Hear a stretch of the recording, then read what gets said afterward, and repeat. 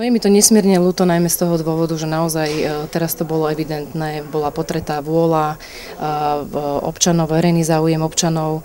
Ja zopakujem len to jedno, naozaj ľudia sa podpísali na petíciu, aby som preradená do komisie dopravy nebola. Ja som sama predložila svoju vôľu, aby som mohla naďalej odborne pôsobiť.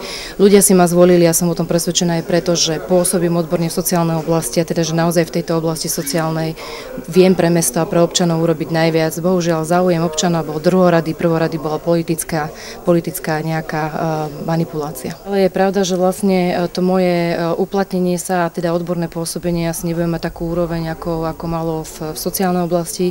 Samozrejme i napriek tomu budem sledovať túto agendu a budem teda tým pádom vlastne otvárať diskusné príspevky a pozmeňovacie návrhy priamo na zastupiteľstve, keďže nebudem mať možnosť priamo pri tvorbe tých materiálov byť. Samozrejme sa budem snažiť čo najlepšie vykonávať svoj mandát aj v Komisii pre dopravu a životné prostredie, no do akej miery to bude možné, neviem zaručiť občanom. Je mi to naozaj veľmi ľúto, že takéto niečo sa stalo i napriek tej diskusii, ktorá bola aj v zastupiteľstve, aj predtým, naozaj mi to ľúto. No tak vlastne tento návrh vyšiel z tých dôvodov, aké boli poukázané na rokovaní mestského zastupiteľstva, takže spravilo sa len to, čo sme museli spraviť, obsadiť post predsedu sociálnej komisie, ktorý ostal prázdny vzhľadom na to, že pani Šmehilová sa dobrovoľne vzdala tohto postu.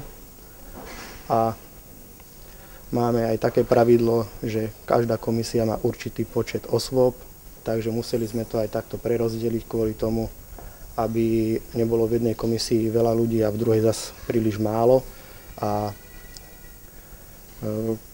my ako KDH chceme mať informáciu z každej strany, čiže nebolo by tiež dobre, aby sme v komisii dopravy alebo niekde nemali nikoho, čiže potrebujeme mať informácie vlastne z každej ruky. Asi tak. Jedná sa o to, že bolo potrebné túto situáciu riešiť, keďže bol upráznený ten predsednícky mandát tej komisii. A tým, že pani poslankyňa bola jediným zástupcom nášho poslaneckého klubu tejto komisii, a po dohode poslaneckých klubov rozhodli sme sa riešiť tú situáciu takýmto spôsobom. A je možno na zváženie pani poslankyne, že keď vystupovala jednak z politickej strany a potom z poslaneckého klubu, že zvážiť si, že či to bude mať svoje určité následky alebo dôsledky. Možné rizika. Rizika. A ešte chcem povedať, že každý poslanec môže pracovať v ktorejkoľvek komisii a nemusí byť jej členom.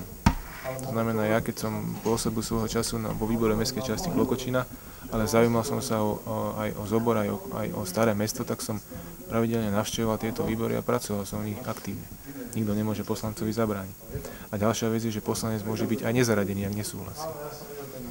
A ďalšia vec je, že tu bola ponúknutá tá možnosť z mojej strany, aby pracovala, keď už nechce pracovať v tej komisii dopravy, tak bola aj ponúknutá možnosť pracovať v Komisii kultúry, cestovného ruchu a zahraničných vzťahov, ktoré pracovala 8 rokov.